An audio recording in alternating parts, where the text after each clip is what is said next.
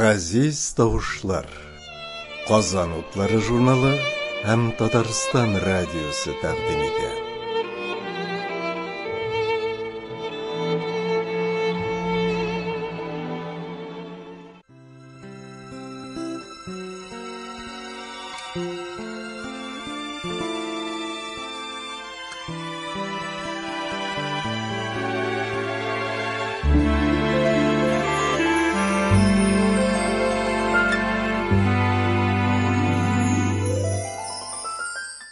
Мен 1990 еллар ахырында безнең коллегабыз журналист Минвагыз Зайнетдинов шигъри төбәккә сәяхәт дигән тапшырулар шәлкеме әзерләгән иде.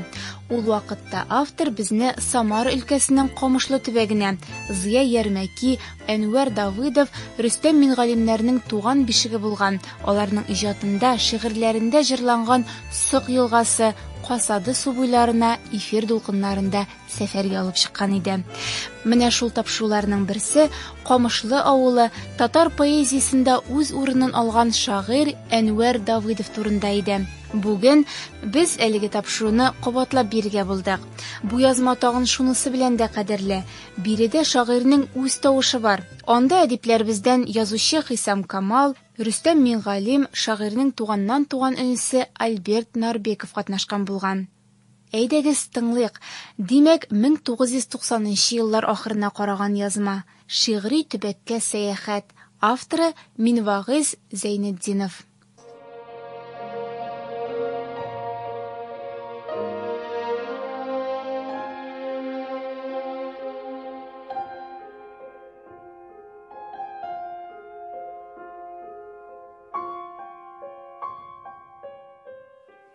Камышлы.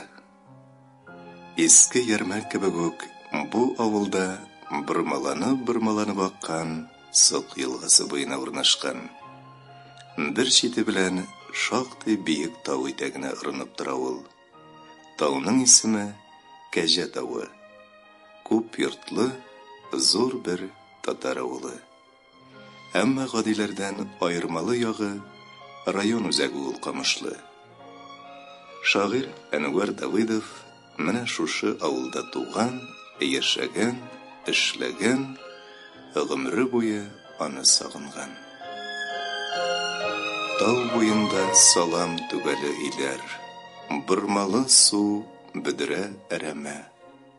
Авылым минем, синдә яшьлек көннәр үтмәгәннәр икән әрәмгә. Тиле уйлар иракларга китеп, эзләсә дә үзенең табырын, тойдым хәзер менә ачык итеп, синдә икән тирән тамырым. Һаман сагынам сине туган авыл, бергәләнә күңел яфрагы. Ничек онытыйм сафлык һәм гадилек тулып торган җәйге сахраны. Кайтыр идем анда, тик җибәрми шул Казан урамы. Кичке нурларының шелтәренә ышкынмаслык итеп урады. Шагыйрь туган авылы турында шулай яза. Ә сезнең бу якларга нинди җилләр ташлады? Мин тапшыруның авторы, журналист Вагыз Зайнетдиновка мөрәҗәгать итәм. Берәү язмыш, эчәсе суларым, ашаган ризыкларым шунда булгандыр, дияр иде. 1959 елның август башында университетны тәмамлагач, матбугатта эшләргә теләгем барлыгын искә алып, бердән-бер заявка буенча мине югары уңыш өчен газета редакциясенә Камышлыга эшкә җибәрделәр. Әдәби хезмәткәрнең бурычлары эш тәртибе белән таныштыргач, редакциянең җаваплы секретаре Хайдар Аби Халимуллинның безнең газетада якташыбыз Әнвәр Давыдов үзенең беренче шигырьләрен бастырган. Соңрак сугыштан кайткач, ул газетаның редакторы булып эшләде. Димәк ки, безнең дә горурланыр кешеләребез бар. Менә шуны онытып җибәрмә, иркә дип әйткәне хәтеремдә. Минем өчен чыннан да бу яңалык иде. Дөрес, шагыйрьнең үзен студент чагында Казанда күргәнем бар иде. 1957 елда университетта Улы әдибебез Хасан Туфан белән очрашу кичәсе булды. Кичәгә Әхмәт Фәйзи, Мөхәммәд Садри да килгән иде. Анда Әнвәр абый да катнашты. 60-нчы елның җәендә шагыйрь Камышлыга кайтты. Пөхтә, матур җәйге костюмнан, гәүдәгә җинак һәм шактый ябык, җиңелчәкле, әйтерсең лә йөрми, кош кебек оча. Хәтеремдә шулай калган. Редакциягә дә кереп, хезмәткәрләр белән сөйләшеп утырды Әнвәр абый. Без Хава Сафина белән оештырып җибәргән әдәби түгәрәк кеше, газета битләрендә даими чыгып килә торган әдәби сәхифәләр белән дә танышты. Сәхифәгә үзенең яңа гына язган шигырен дә тәкъдим итте ул. Шигырь газетада басылып та чыкты. Җәяләр эчендә булса да әйтим, безнең Хрущев сүзенә ышанып, коммунизм төзеп биргән еллар Әнвәр абыйның шигыре ярап куйды. Шигырь шактый кызыл иде. Ул да замана баласы, күрәсең, күңеленнән ышанган булгандыр шул хыялга. Әнвәр абый укучылар белән дә очрашты, шигырьләрен укыды. Аның йомшак тавышы әле дә колак төбендә кебек. Туган кырларыма кайткач, кулларыма туган кырларымнан туфрак алып үпсәм, көлмәгез. Моны күңелем йомшак булуыннан, җаным җибегәнлектән күрмәгез. Ят юлларның әче тузаннарын, көн батышка карап йотканда, чит җирләрдән алга үрли-үрли, әрәм сабакларын тотканда, курыкмадым дуслар үлемнән мин. Әмма һаман шуны уйладым. Җылы бөркеп яткан буразнаның, ұшы күренмәгән буйларын, туган җирләремнең күгәрчен түшедәй күпреп торган семез балчыгын уйладым. Һәм дошманыма каршы сүрелмәс үч белән ярсыдым. Солдат турында балладым. Юк, энекәш, диде Әптерәш. Монда болай үсмәс, үсмәс, туфрак ярлы, балчык кигән, гранит кебек каты һәркәс. Солдатның буш җиңенә карап, үсмәс, дип өстәде тагын. Тешен кысып, солдат ярсып карап чыкты тирә-ягын. Бригада көтә аның сүзен, көтә катгый карар теләп. Солдат тойды, гүя колхоз, ватан карый шулай төбәп. Һәм бригада калды кырда, дуслашып ястаңы белән. Җиңүналар үлчәделәр карыш белән, адым белән. Мылтык корышын сөйгән кулда сабан, сабыр күндәм барды. Дымлы кара балчык эзләп тирән буразнылар ярды. Һәр гектарга 2 центнер суперфосфат уны керде, һәм үлчәүсез тереклек суы, кайнар таза тир бөркелде. Солдат икенче кат яулап алган җиргә тормыш кайтты. Җир яшелләнде, яшәрде, матурланды, чәчәк атты. Кыякларда инҗе кебек яктычаклар күренделәр. Солдатның дан орденына тукбашаклар үрелделәр. Алтын булып, байлык булып әверелде монда һәркәс. Әйе, энекәш, диде Әптерәш, солдат таны үлмәс, үлмәс. Без район газетасы хезмәткәрләре, журналистлар Фәләх абый Рафиков, Сәмәрия Пашамкаева, Әхәт Миңнәхмәтов, Лилия Шәфигуллина, Хава Сафина Камышлыда торып калдык. Шагыйрь Татарстанга, Казанга китеп барды. Шулай да шагыйрь һәр вакыт истә иде. Авылларга чыкканда шагыйрь изләреннән, аның геройлары җир сукалап иген иткән басуларда, чалгы белән печән чапкан акланнарда йөрергә, еш кына Сог елгасы буенда булырга туры килә иде. Мәкаләңне, якый хәбәреңне яза башласаң, юк-юк та Әнвәр абыйның да әсәрләрен кулга аласың. Туктале, ничегрәк, ниндирәк сүрәтләү чаралары кулланган икән ул дип кызыксынасың, уйланасың.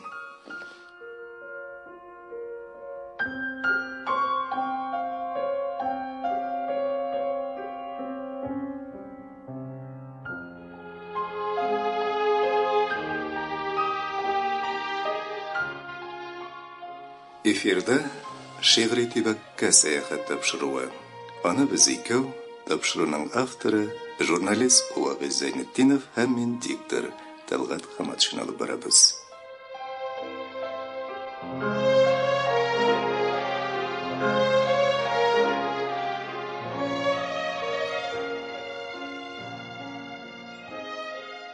Бер 1963 елның кышында булса кирәк, шагыйрь Әнвәр Давыдов концерт бригадасы белән Ленинградка килде. Без төрле вузларда укучы татар яшьләре җыелышып, Илһам Шакировны, Әнвәр Давыдовны тыңларга, концерт карарга барган идек. Шагыйрь турында белгәннәрем кызганычка каршы шунда тәмам. Шуңа күрә мин Әнвәр абыйның туганнарын, кордашларын һәм каләмдәшләрен эзли башладым. Алар белән очрашып сөйләштем.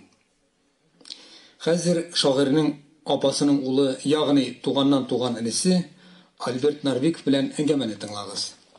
Альберт әфәнде, сезнең бу тапшыруда катнашуыгыз минем өчен табигый. Тыңлаучыларга да аңлашылсын өчен аларны үзегез белән таныштырып үтегез әле. Әнвәр абыйга нинди бәйләнер дигәндә, аның апасы Хаҗәрнең улы булам. Әнвәр абыйның туганнары нәсел турында бер сүз әйтсәм, минемчә кызык та булыр иде, чөнки ул нәрсә ынтыла да бара, яшьләргә дә кызык булыр иде уйлыйм. Безнең бабай Халиулла, аны Хәллә Казак дип йөрткәннәр. Менә әнкәй язып калдырган кайбер кагазларын актарып утырганда күрәм, алар бик иртә ятим калганнар. Шулай да бабайны Камышлы авылындагы мәдрәсәне тәмамлагач, зур мәдрәсә булмагандыр инде ул вакытта, Тымытык мәдрәсәсенә җибәрәләр. Аннан указлы мәзин булып кайта. Безнең әбидә, менә әнкәй язуынча, иртә ятим калган булганнар алар, 7 бала булганнар. Менә шулай бабай белән бергә тормыш кора башлагач, 11 бала тудырганнар, шуларның 6-сы зур булган инде. Вакыты үтеп, иң олылары Мирза абый, ул вакытында хәзер ул елларны сызып ташларга уйлаучылар да бар, әмма ләкин алар ихлас күңелдән эшләгән эшләрдер дип уйлыйм. Вакытында танылган комиссар, журналист, сугышта, соңгы сугышта инде Ватан сугышында полк командиры булып 43-нче елны Смоленск тирәсендә мине кыйпылчыга эләгеп үлә. Аннан соң Җавһар апа, аннан Сәлимә апа, аннан минем әнкәй, аннан Масгуд дигән инеләре, анысы да яшьли үлә. Аннан Әнвәр абый. Әнвәр абый туып 8-9 елдан бабай да үлә. Менә шушындый нәсел, гаилә, туганлык язып калдырган әнкәй. Әнвәр абыйны беренче күрүем 45-нче елны, ул 45-нче елның көзендә Япон сугышыннан әйләнеп кайтты. Мин ул вакытта бала гына идем әле. Минем әти сугышта һәлак булганга, мин аны әти кайтты биргәнмен. Менә шуннан аның белән безнең тормыш ул вафат булганчы гел бергә барды. Әлбәттә, мин аңа зур ихтирам белән карый идем һәм шуңа күрә дә аның үзе вафат булгач архивы белән дә шактый гына эшләп маташтым. Әнвәр абыйның гаиләсе турында. Әйткәнемчә, Әнвәр абый сугыштан кайтканда аның хатыны Ненапай безгә күчкән иде инде. Ул да армияда булган кеше, фронтта батырлык күрсәткән кеше. Ул вакытта аларның бер малайлары бар иде. Җиңү хөрмәтенә аңа Виктор исеме кушканнар иде. Ненапай турында безнең авылда да, безнең туганнар арасында да бик ихтирам сүзләре генә ишетергә туры килә. Чөнки ул башка якларын әйтмәсәм дә, беренче буларак авылга кайткач татар телен өйрәнде. Бәләкәй булсам да мине Ташкелет артына утыртадыр иде. Бу нәрсә була дип сырый-сырый һәм матур гына татарча сөйләште гомер буена. Виктор дигәнебез кызганычка каршы атасы яшенә җитеп 49-да үлде инде. Аның 2 малае бар. Берсенә Әнвәр исеме куштылар. Шулай итеп, әлегә Әнвәр Давыдов исән дип әйтеп була. Кызлары Алсу, аларның 4 баласы, 3 малай, 1 кыз. Инде алы малайларының үзенең дә малае бар. Кече малайлар Рөстәм, аның ул белән кызы бар. Сез, Альберт әфәнде, Әнвәр Давыдовның туына 60 ел тулган елны, ягъни 1979 елда Шигырь китапханәсендә дөнья күргән зур җыентыкны төзегәнсез. Кат-кат укыдым мин бу китапны. Кат-кат актардым. Ләкин шагыйрьнең Ярослав Смиряковка җавабын тапмадым. Заманасы өчен кыю, шактый кыю. Бүген дә билгеле булганча актуаль әсәр. Аның язмасы автор укуында радио фондында саклана. Башта шул язманың кайбер фрагментларын тыңлыйк. Рус белән тормыш кичердек сайрашып, тел, лөгать, гадәт ва ахлак алмашып. Габдулла Тукай. Вы, прадеды наши, в недоле, мукою запудривший лик, на мельнице русской смололи заезжий татарский язык. Ярослав Смеляков. Шатураннар тулы халык белән нинди телләр монда яңрамый.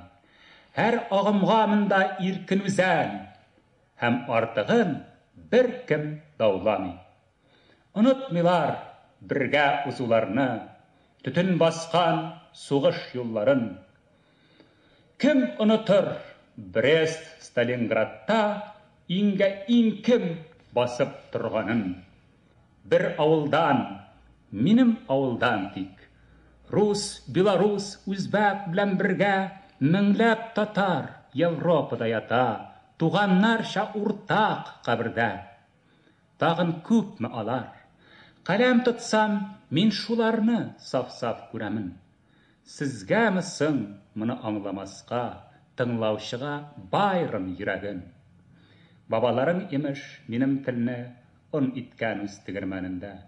Рәнҗемәсме Пушкин намысына һич саксыз тел тидергәнеңә.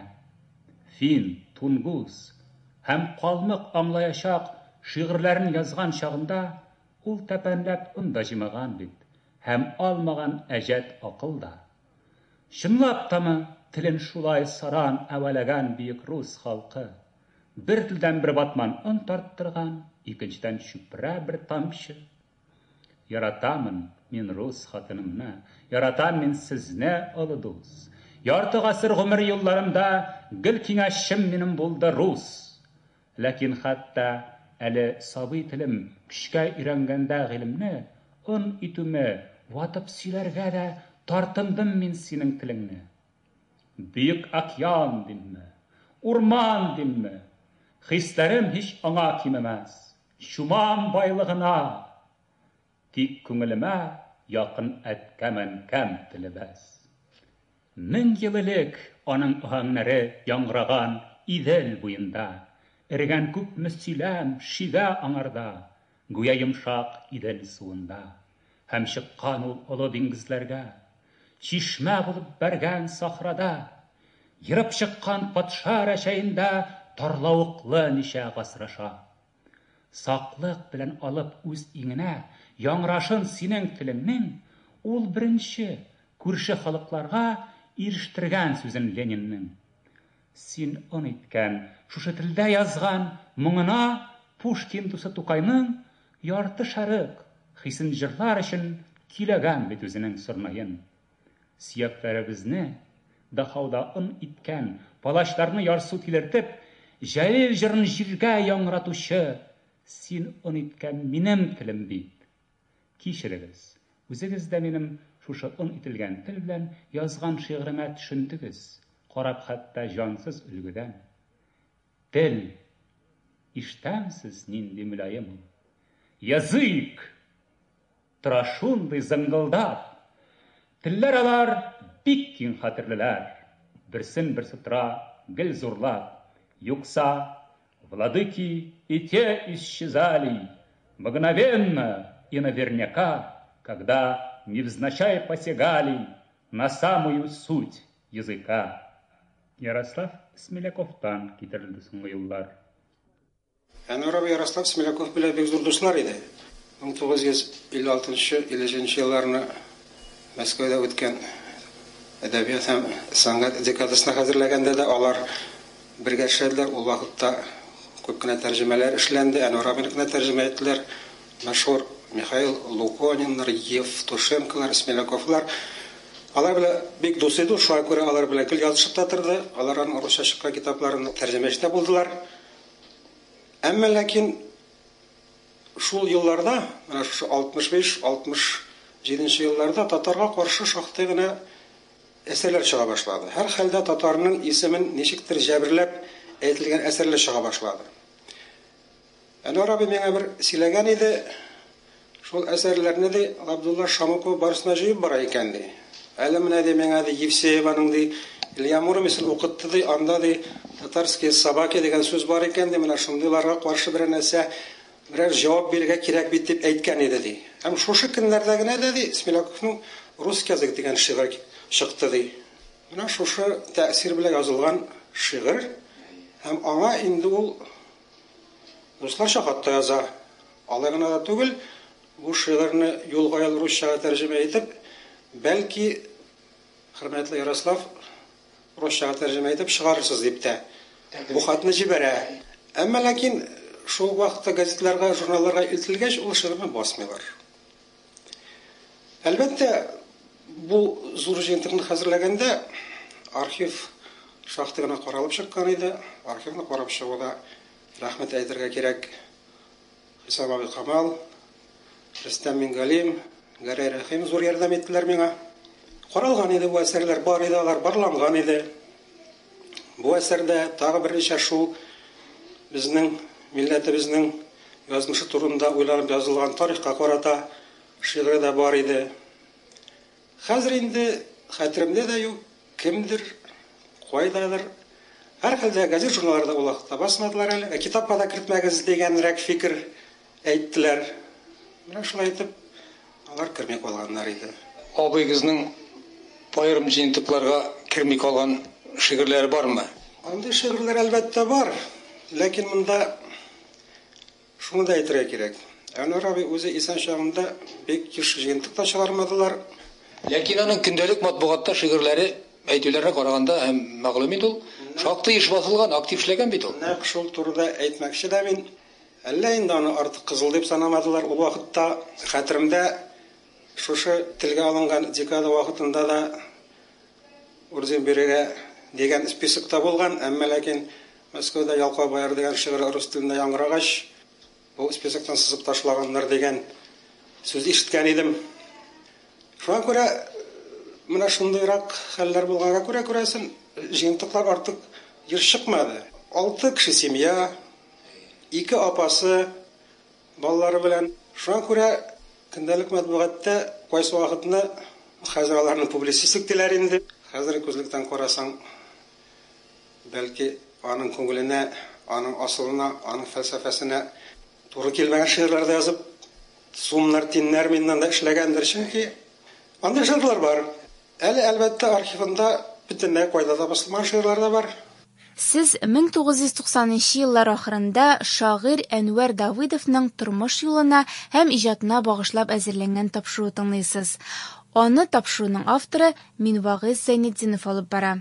Ишеткәнегезчә, Әнвәр Давыдов үзеннән соң шактый бай әдәби мирас калдырган шагыйрь. Йокысыз төннән соң исемле роман-симфониясе аның иҗатында аерым урын алып тора. Әсәр беренче тапкыр шагыйрьнең үлеменнән соң 4 ел үткәч дөнья күрә. Аны күренекле шагыйрь һәм язучы Хисам Камал редакциялый. Хисам абый белән әңгәмәбездә шагыйрьнең роман-симфониясе турында сөйләшүдән башланып китте. Аннан соң ул Әнвәр Давыдовның тулайым иҗатына да үзенең уй-фикерләрен белдерде. Әсәрнең кулъязмасын миңа туганнары бирде. Аннары якташы Рөстәм Мингалимов алып килде. Машинкада басылган төрле өзекләрдән гыйбарәт иде бу кулъязма. Мин аны берничә мәртәбә укып чыктым. Шуннан соң аны рәткә сала башладым инде. Логикасы буенча, образлар логикасы буенча куйган үзенең максаты, әйтергә теләгән максаты буенча шуны чамалап, мин аны рәтенә салып чыктым. Шулай иттереп, менә шушы әсәр юшты. Хисам абый, бу әсәрнең жанрын автор үзе билгеләде микән? Әллә сезнең катнашта бармы? Редакциянең катнашы бармы? Юк, моны автор үзе билгеләгән. Симфония дип язып куйган. Роман-симфония дигән сүз бераз каршылык тудырмады. Андый фикерләр булмады. Андый фикерләр булгалады. Мин инде үземчә аңлаткаладым. Аңлаганнардырмы, юктырмы, анысын әйтә алмыйм. Мин үземчә аңлаттым. Сез шагыйрь буларак әлбәттә бу жанрны үзегез күңелегез белән кабул иттегез. Мин кабул иттем, бу симфоник чалымнар бар монда. Минем аңлавымча, мин музыка белгече түгел инде. Шулай да әзрәк генә аңлыйм, әзмәз генә. Шушы үземнең аңлавым буенча мин монда симфониягә хас булган алымнар бар дип уйлыйм. Gayet özünçəlikli alımlar kullanıb. Romanın başında alıngan tema, obraz, alğa taba qabatlana bara. Buna simfoniyada şöyle. Tema obraz deyim ben, kişi obrazı deyip aytmayın. Tema obraz alğa taba qabatlana buna bulay spiral formasında. Devam ete. Qabatlangan sayın yaڭarak tismir ala bara, küçeytile, dəhşətke xətli üstürüle, qarşılıqlar haman kişilərək zarba yasıylar. Obraz tema tip alıngan giroy bilen mangay kileler. Giroy şulayda beyrişmi, lakin baş üstünde kara bulutlar kuyura, mine yaşınıp suvar. Ama dünya turmuş merhametli bit. Üstəgi kara bulutlar torala, bu görünüşler ana şunday kontrastlar kullanıp tasvirlana. Men buna özümün bik gadi anlığım boyunca gına aytam. Eser özünçəlikli, qatlaulu, onda köp obrazlar psixologik tirenlik bilen tasvir etileler. Enver Davidov'ni yaxşı anlauçı bularak qaybir suretlev şaraları itip muzika formaları işke jikkendir deb oylayım. Turmuşni, obrazını kalkı itip görsetүү üçün. Göresiz, onun bu eseri de yaڭaçalıklı Tatar poezisinin bir kazanışı deb sanalırga mümkün. Enver Davidov poeziyaga köp kine yaڭalıklar alıp geldi. Şiirinin soğuşun kengaytdı, kulaşın zoraytdı. Şiir bit köptengi standart kalıp, ol kısa standartını özgertdi, yaڭartdı. Çünkü ol kısa standart şairinin yaڭaça fikirlevine, onun yaڭaça söz sürüşüne, təqbirlerine tar idi. Şair Tatar tilinin içki resursların faydalandı. Güçlü, canlı təqbirler, söz sürüşleri kullana başladı. Cisimli suretlev şaraları taptı. Şolara uçlu şönlerin haline kile yazan Tatar şiirine yaڭa güç maqan istep jiberdi. Onun sözleri jigerli, muskulluydu. Ol şiirinin muskulaturasını nıgıttı. Onu turmuş görünüşlerin, kişi geçirişlerin suretler için tağı da ütkenirek gitti. Enver Davidov talantlı şahıs idi. Talantlar bilgili bulgança qabatlangan yoldan barmılar. Şiir, poemalar her birisi yaڭaçalıklı buldu. Yaڭa iştelik, yaڭa qaraşlar, orijinal suretlemeler, obrazlar şiiriyetke yaڭalık bulup yaڭıradı. Qaysında psixologik tirenlik bilen tasvirlangan damanışlar obrazı, qaysında ötkenlerinin aşı titretkiş vakigaları, bütenlerinde bugünkü günde öz kurşumuzda yaşayan tirik kişiler poemada canlanalar. Taşu poeması, Şurlar şatında, Sibir traktında, Kiri Kumir, hem daha şiiri novellaları, her bir eseri qaysı yağı bilendir okuşunun dikkatin tartırlar. Suretlev şaraları desinmi, turmuşşan jiti obrazlar desinmi, kızıksını uyatalar. Yazı stili de bir özünçəlikli, bay palitralı, kişilerini, hallerini bek jiti düslü itip kağızga düşürü şairinin yaratkan stili bulup anlaşıla. Bu fikirler tanılgan şair hem prozaik Әхсән Баян fikirleri bilen avazdaş. Enver Davidov'ның şiirleri gün taleplerine hem zavuklarına cevap verirler. Kişinin jеңелмәс ruhu turunda şen sәнгатьчә сөйләүдә devam ителәр дип язган иде. Birinci tapkır dünya күргәннәре генә түгел, элегрәк басылганнарына кабат кайтсаң да, алары да һаман кызыклы. Хәзер дә уйландыралар, күңелгә якты җылылык истиләр. Менә шагыйрь әсәрләреннән берничә үрнәк.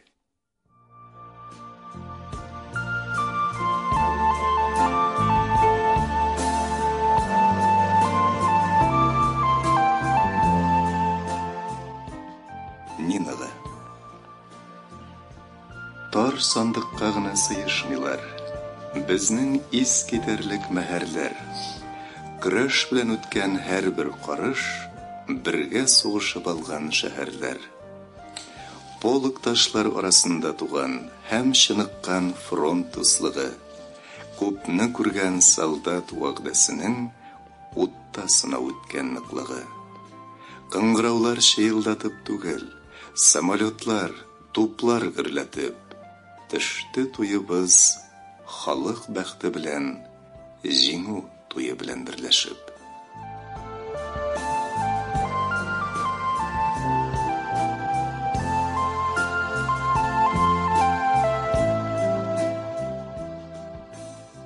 Дустың сине кычканда, күкрәгенә кысканда, ни мәгънә бар? Йөрәге типкәнен сизә алмасаң. Нигә җырның кирәге? Әгәр дә син аңарга, һәр кем өчен янарга, ялкының бирә алмасаң.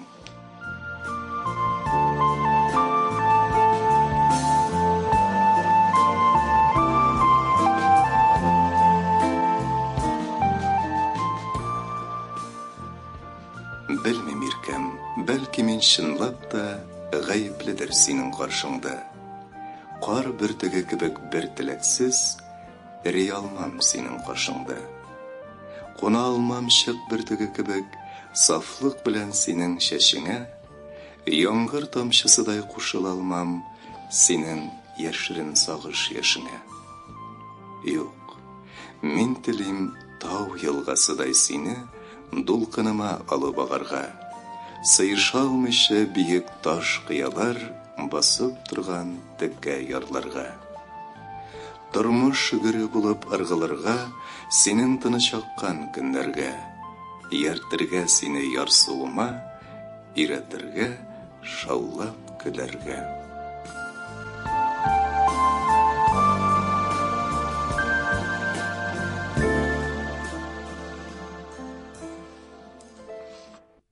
Диалог. Аңламыйм мин сине, Давыдов. Кайчак трибунадан шаулыйсың, көчле тавыш белән чыр турында, бүген бара бөек дау дисең. Кайчакта төнге сиреннәргә сыйнасың да, пыш-пыш сөйлисең. Әллә нинди сагыш хисләреңне литабрда түгел, чир-чир мандалинда килисең. Я үлемсез омтылышың белән 200 ел алга сикерәсең. Я иң тирән өметсезлек белән безгә соңгы караш тегәсең. Я мәңгегә 18дә күңелең, я картлыктан күңелең серлегә. Я сөюең синең сүнмәслек ут, я аңардан калган көлгенә. Я ничек соң сине аңлыйм инде? Шигырь юлың сынып киткере. Мин просто кеше, мин тере. Сез 1990 еллар ахырында шагыйрь Әнвәр Давыдовның тормыш юлына һәм иҗатына багышлап әзерләнгән тапшыру тыңлыйсыз. Аны тапшыруның авторы Минвагыйз Зәйнетдинов алып бара. Казан утлары журналында чыккан мәкаләсендә Марс Шабаев шагыйрь Шәрәф Мәдәрисне, Зыя Мансурны һәм Әнвәр Давыдовны фронтовик шагыйрьләребезне иң кайнар, ярсу йөрәкләре итә дип язды. Кызганыч, янып төшкән йолдызлардай иртә сүнделәр алар. Нишләмәк кирәк? Үлем мәрхәмәтсез, аннан котылмак юк. Сүз мәңгелек, сүзләрдән үрелгән шигърият мәңгелек. Буыннардан буыннарга күчә.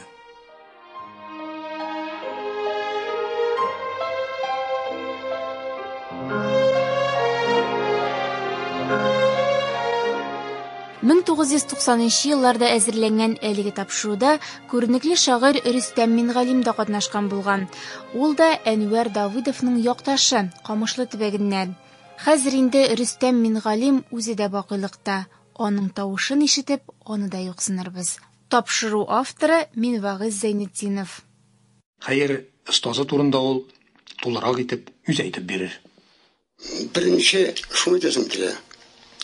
Әнвәр абый ул шагыйрь буларак миңа укытучы. Мин 4нче класста укганда чакта ук беренче шигырьләремне Әнвәр абый төзәтте. Әнвәр абый район берсенә басты. Аннан соң мин Казанга кайттым, бик зак еллар җиттә йөреп, тракторист, комбайнер эшләп, бик соңарып кайттым мин. Һәм Әнвәр абый тагын Казанда очраштым мин белән.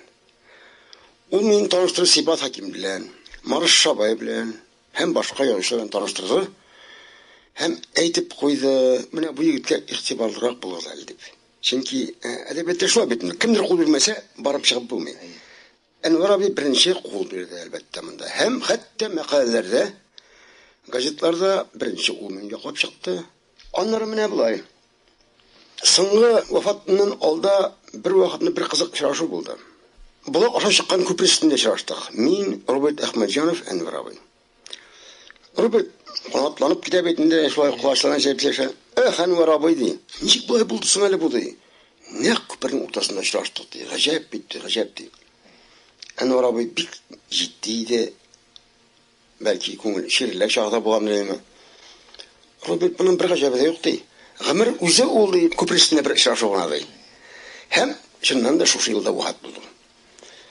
Менә шушындый вафат булды. Вафатыннан соң бер шигырь яздым. Мөмкин булса рөхсәт итсәгез. Сырама камышлы, бер сөяр менә әле, гаҗәбрәк әле, Әнвәрбез хәле. Кыска итеп әйтсәм, таза гына иде. Яза гына иде. Матбугат йортына сыялмыйча тавышы, җиргә җәелә иде тәрәзәдән ташып. Бу дөньяны уйлап кем генә авырмый? Әнвәрдай шагыйрьгә авыру авырмы? Адымнары җиңел, уе бик зур иде. Кешеләргә таба һаман килде. Шунда гаип булды. Тордым карап, күреп. Ул югалды безнең күңелләргә кирип, дип язган идем мин. Монда әйтәсем килгән нәрсәкәй. Миңә түгел, әлбәттә мин өчен әйттем. Ул мин өчен укытучы булды, ярдәмчем булды. Казанга килгәчтә Казанга хәтле. Ә биредә без Рауль Файзуллин, Рат Харис, Гәрәй Рәхим, мин дә шул берәттәнде. Без кешкә аны инә барадырык. Беренче әсәрләребезне укыдырык. Менә шуның өчен биредә яздым. Ул югалды яшьләр йөрәгенә кирип дип. Ул Әнвәр абый гаҗәп бер яшь кеше ул. Әлбәттә, шуннан да 49 яшь бит инде. Картта булмагандыр инде. Безнең өчен бик өлкән күренәдер инде ул. Һәм без һәр бер әсәребезне барып аңа укыдырык. Хәзер инде барыбыз да үстек дигәндә, кайберләребез хәтта яшәрбез, әйтергә теләмибез безнең укытучы дип.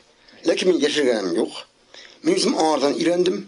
Калган төшләр үзләре карасыннар инде, ни әйтергә теләсеннәр. Мин ул укытучым булды. Һәр шигыремне аның вафатына кадәр гел укыдым мин аңа. Гел укыдым, ул зәткән җирләрдә бар, каләм тиргән җирләрдә бар. Менә шуннан соң инде тагын әйтәм. Үз турында, Давыдов турында. Ул уста поэмачы булып ачылып бетте. Уста публицист булып ачылып бетте. Менә ул бик нечкә йөри иде. Монсын кеше белеп бетерә алмады. Үздә биреп бетерә алмады битен булганын. Ул ничектер вакытта җитмәде инде. Шәкендә кешеләргә мәкаләләр язып, послушниклар эшләп, гаиләсе зурыган туйлар эчендә үткәндер. Ләкин ул лирик буларак бик нечкә менә бер мисалга җитерәм сезгә мөмкин булса. Аны бик күп, аны аерып алмыйлар тәкъшер әлегә. Менә Давыдовның бындай бер шигырь әйтик. Авыл, чын авыл малае буларак әйтәм моны. Кояш батты. Апрель башындагы салкынчалык төште урамга. Суык миллион көмеш инә белән тирисләрне типши юлларга. Аяк асты хәзер саркыды инде, һәм кыштырды тора туң белән. Юашланып калган гөрләүкләр шылтырыйлар кичке моң белән. Менә булай әйтер өчен чын лирик әйтелә менә. Бик күп аның мисал китерлек. Туфракның күгәрчен түшедәй ялтырап тора авыл туфрагы. Менә бу яга миңа кызганыч, ул шушы ягын ачып бетерә алмады. Язган хәдәрсе бик күп аның. Тәнкыйтьчеләрдә күрмиләр аны. Ләкин шу лирик ягының нишкәлеге, нишкә күңеле аның бар. Бу яктан да миңа ул поэма язучында минем укытучым иде.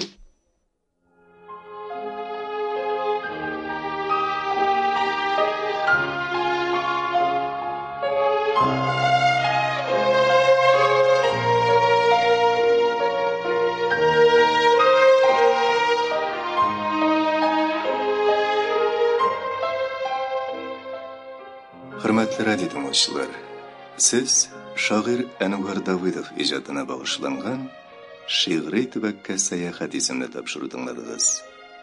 Anda şair hem yazıcı Hisam Kamal, Rüstem Mingalim, edipnin tuğandan tuğan inisi Galim pedagog Albert Narbekov katnaştı. Тапшыруны эфирға режиссер Альфия Гыйләҗева, мөхәррир Вагиз Зәйнетдинов, тавыш операторы Гөлсинә Дәүләтшина һәм диктор Тәлгат Хаматшин әзерләде.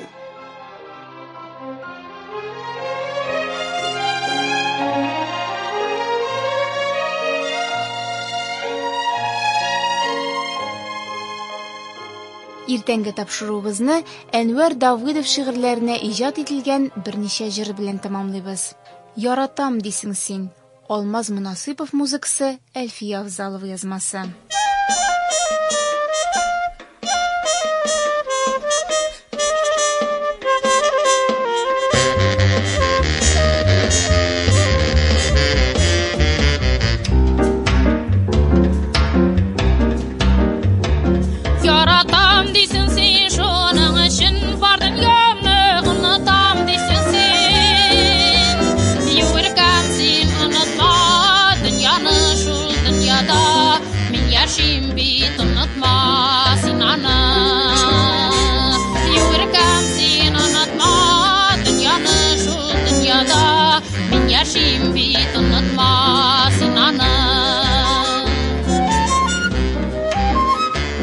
Yaratam desen sen şunun için yaşavımdan vazgeçem desen sen.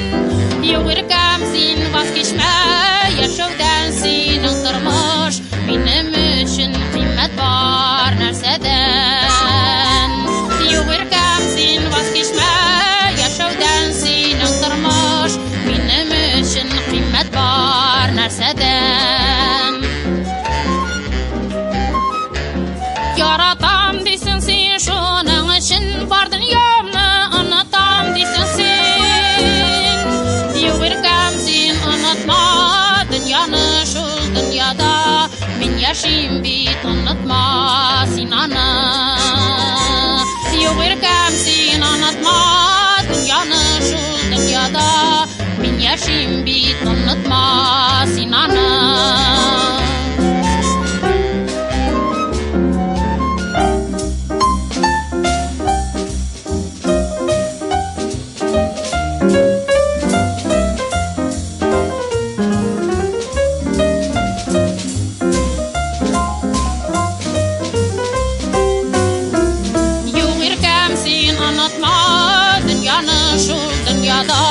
Men yaşayım bit unutma sen ana.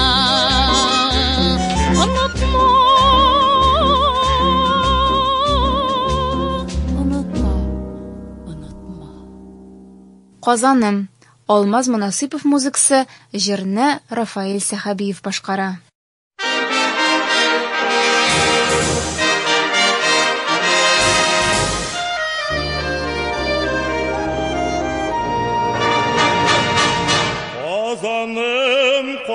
Kazanım, şiir yüzünde sinden maturrak şehirler duvalar min bilem Rim Parijlardanım. Dik könglim alardım birsine güne de alıştırmaz sineyim minem kazanım. Dik könglim alardım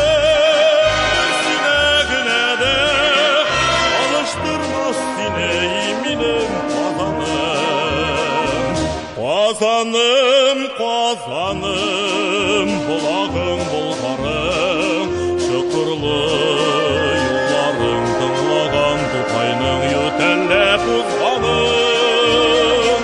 Bu bugün bakşada bir dalda yankırıp, ileşikli küzlü bu minim kazanım. Bu bugün bakşada bir dalda yankırıp, ileşikli küzlü bu minim kazanım. Kazanım, kazanım, meydanda iliçim, küzete şehrin yanara zorayıp gelüse barkanım. Çat yaşlık şehri, dur yollar şehri, açırlar şehri, ilminim kazanım.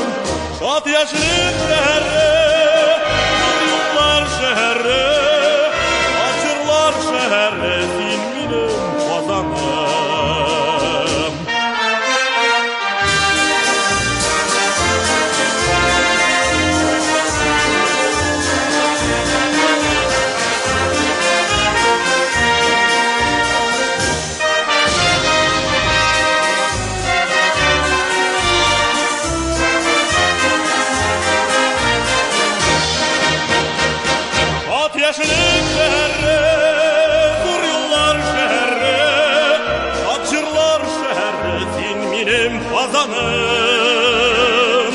Шат яшілік шәрі, Dur yollar şəhərə, Acırlar şəhərə, Sin minim